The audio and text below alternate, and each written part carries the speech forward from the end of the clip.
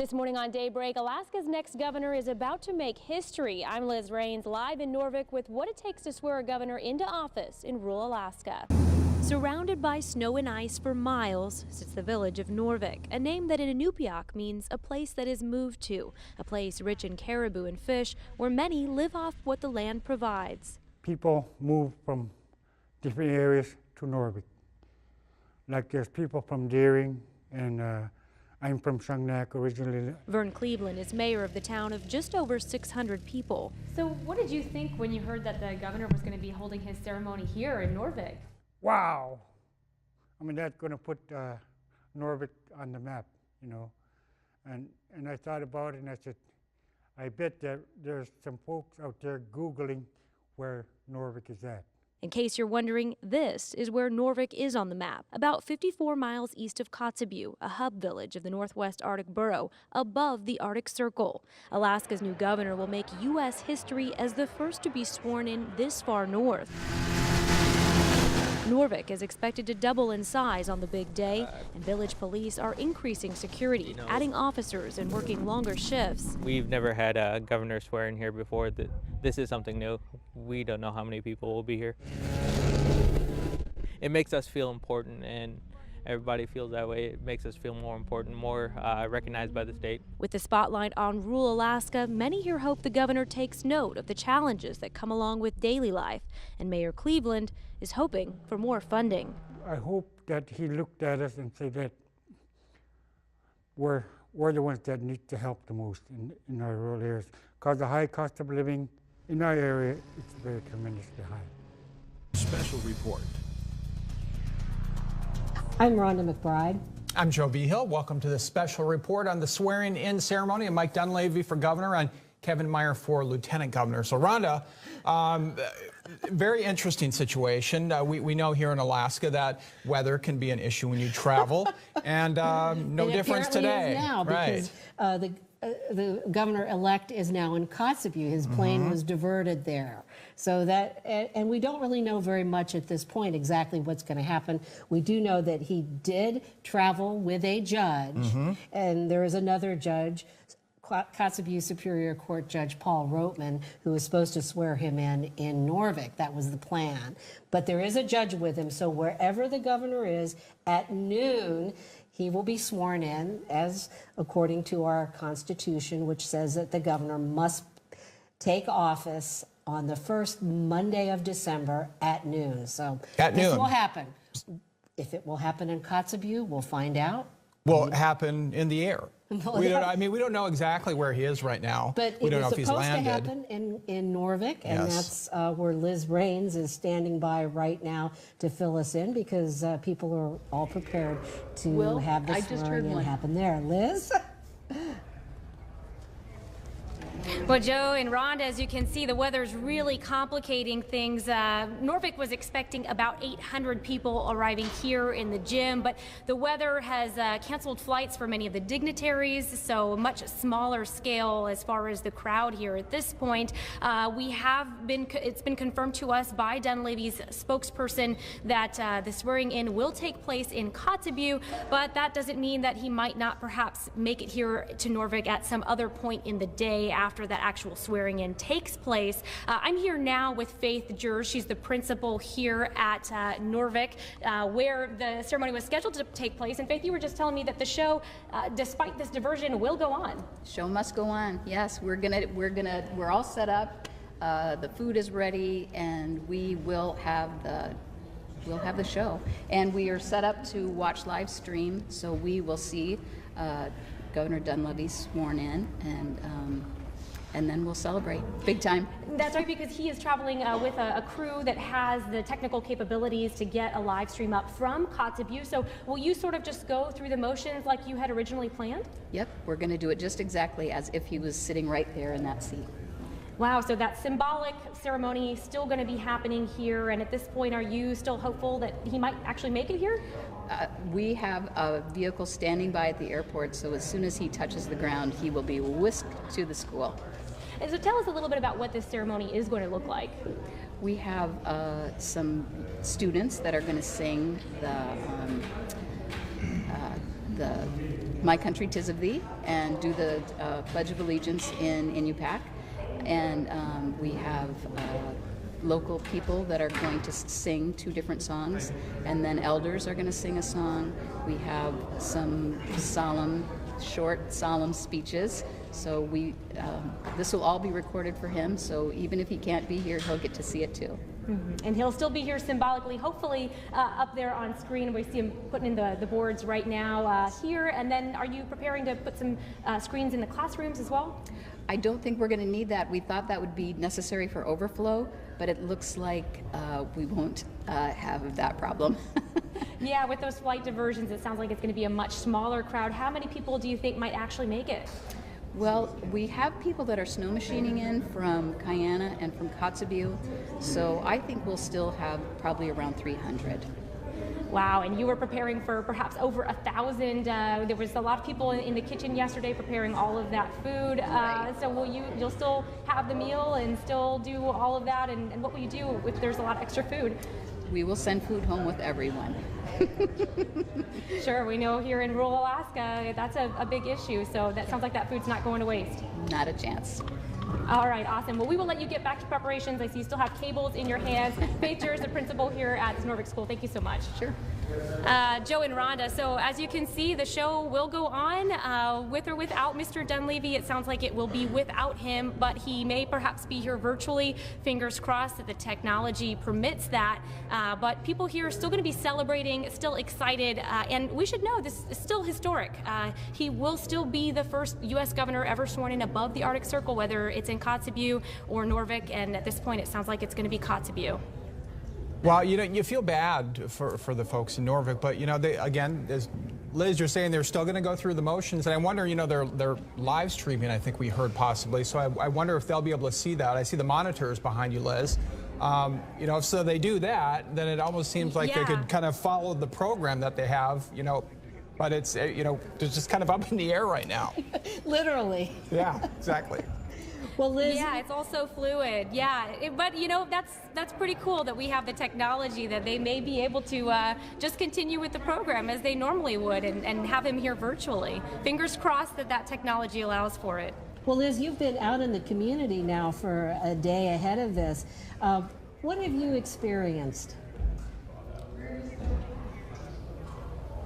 Well, a lot of excitement. A lot of people are saying that this is sort of reminiscent of the last time that Noorvik was in the spotlight for the 2010 census. It was the first town to be counted, so it was a big event. People came in, everybody was prepared in the town for a big influx of visitors. There was a celebration, there was a big meal that happened there. So a lot of people were commenting that this is very reminiscent of that. They're very excited about all of the attention that their town is getting. They really hope that this will put Noorvik on the map. So to speak. In fact, their Mayor Vern Cleveland, told me that that was the first thing that came to his mind was this is going to put Noorvik on the map. And he's very excited about this. People here are very excited about this, shedding some light on their culture, the way that they live, and also some of the challenges that they have here. We heard a lot of comments from people in the community that they were excited when the governor chose a rural community, the first governor ever to do so, because they feel like that shows a commitment to rural Alaska, and they're hoping that having the ceremony here that they had hoped would really shine a light on some of the challenges, the high cost of living, the lack of housing. They were hoping that the governor would see that when he comes here with the lieutenant governor, and that would become a priority for his administration. So a lot of excitement, and it sounds like a little bit of disappointment. Obviously, he won't be here in person for the actual swearing-in ceremony, but they're still going to go through the symbolic motions. So in that sense, still some excitement here. As you can see, people are rehearsing. They're still practicing. They're still getting ready for the show, the program. So we'll keep you posted. Well, Liz, just one other question for you too is, it was to be symbolic that it was at a school, the Akala High School and Noorvik Elementary School, named for Rose Dunleavy's father, Robert Newland Sr. Tell us about the importance of that. Yes, very symbolic for the incoming First Lady's family that the ceremony be held here. The school, of course, named after her late father. There's a portrait of him here in the hallway and a quote from him about life here in Noorvik. He was the first member of Nana's board of directors. He's a former mayor of Noorvik, very beloved. His photo is also here in the city hall among the elders, and so it was to be very symbolic that it be held here in this location. And yesterday we were reminiscing with some of Rose Dunleavy, the governor's wife, with some of her old classmates, and they were sharing memories of her time here in Noorvik. They describe her as quiet but a smiley girl. She spent her childhood here before she moved away after graduating. And we also heard some stories about her father. People said he was humble but stern when he needed to be, well remembered here in the community. And many just said they were so honored that somebody from Noorvik was going to become the First Lady, that the ceremony was going to be held here, that people were paying attention to Noorvik. Ever since we've touched ground, we've just been hearing over and over from people in the community, welcome to Noorvik, welcome to our village. People have been so friendly to us, so excited that we're here, and so welcoming. So this really was very symbolic for Noorvik, but also it was a tribute. It was to be a tribute to the First Lady's family. It goes to the spirit of the situation. It was interesting to hear her say, Liz, that they're still going to do the ceremony, because I guess I didn't know if I expected to hear that, but hey, there's weather, what can you do about it? But you know what, the show goes on, she said. So it does speak to the spirit of Alaska. We're seeing people just adapt to things with the earthquake in South Central, and now we're seeing people in Noorvik adapt as far as the weather goes. It kind of makes you proud, Liz, doesn't it, of this kind of Alaskan adaptability. Whatever happens, we will deal with it. The resilience, I think this really does speak to the resilience of Alaskans. We know that weather can cause complications, particularly in rural communities, and so this was always a gamble. People here will tell you that they always knew that this could happen. The governor knew this could happen, and so the show must go on. They've been preparing for this for a long time. They were here rehearsing yesterday for hours. They put a lot of work into this ceremony, and so they are excited to at least see it through. Not quite the outcome, of course, but it is, I think it really does speak to that spirit of Alaskans, of being resilient, of rolling with the punches, knowing that things are fluid, and being prepared for the unexpected. And in this case, they're very prepared. They've been preparing for a long time, and they're excited to continue. And they've got all of us here, so we'll be bringing you what they had planned, and that virtual swearing in here behind us, hopefully. And they haven't really given up hope, though. Again, things could change again. And maybe he might not make it there on a snow machine because it's a couple hours away. But all of a sudden, if he jumps in a plane, Liz, there's a car waiting for him at the airport to whisk him right to the ceremony. So you never know, really. And yeah, there was a lot of thought. Yeah, that's right. I mean, we've been getting kind of mixed messages. Yeah, we've been getting kind of mixed messages from his team about, they now say that they're confirming he is going to be sworn in Kotzebue, but they also say they haven't had a chance to really touch base with him directly, so it's possible that he may make it here, where that's kind of a moving target at this point. Well, is Judge Paul Roatman there, the Kotzebue Superior Court judge, because he was supposed to swear him in? Yes, and in fact he was traveling with Mr. Dunleavy, so he is with him, and Lieutenant Governor Kevin Meyer is in Kotzebue as well, so they are all stationed there right now, and the plan, as it has been confirmed to us, is that they will be sworn in there, but if a window of weather opens up, it's just a 20-minute flight from Kotzebue to Noorvik, so it's still possible, if the sky is open, that he could make it here. And you just heard the principal, Faith Jurr, say they've got a car waiting for him at the airport to rush him here to get him sworn in. So it hasn't been ruled out completely at this point.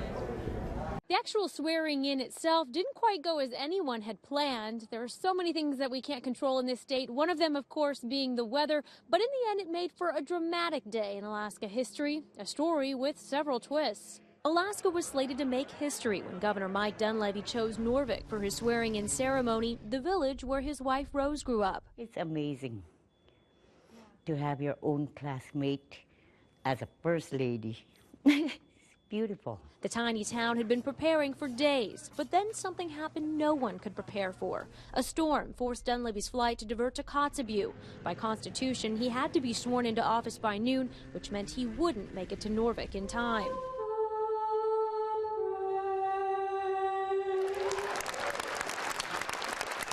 But the show went on. Alaska had not one, but two swearing-in ceremonies, the official one in Kotzebue and a symbolic one in Noorvik. The crowd, glued to a live stream, cheered as the First Lady made her way to the stage and gave the new governor a standing ovation.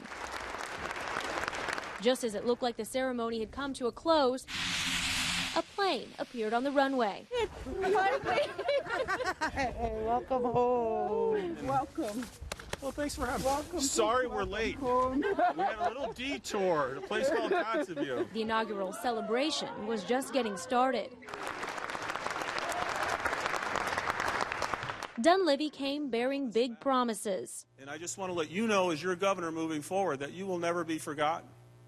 Whether it has to do with the educational system, you won't be forgotten.